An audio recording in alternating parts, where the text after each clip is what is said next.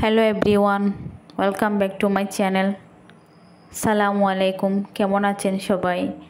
আশা করি ভালো আছেন। আলহামদুলিল্লাহ, আমিও ভালো আছি আল্লাহর রহমতে, সৃষ্টিকর্তার অশেষ দয়ায়।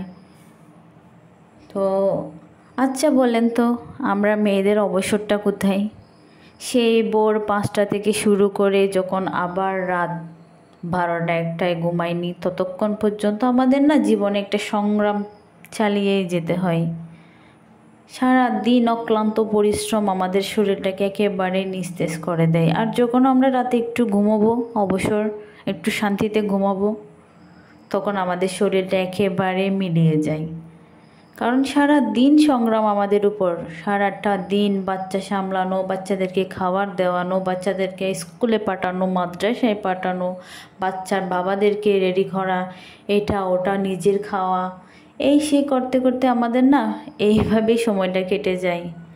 ওইদিকে বিকেলের নাস্তা, রাতের খাবার, কি রান্না হবে না হবে, এসব করতে করতে একটা মেয়ের জীবন না, আমার মনে হয় মেয়েদের জীবনটা রান্নাঘরেই শেষ।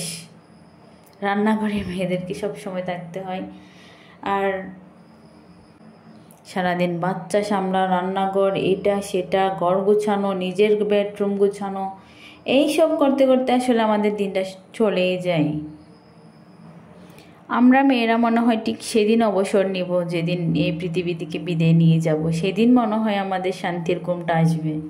এর আগে আমরা মনে হয় কখনো অবসর পাবো না।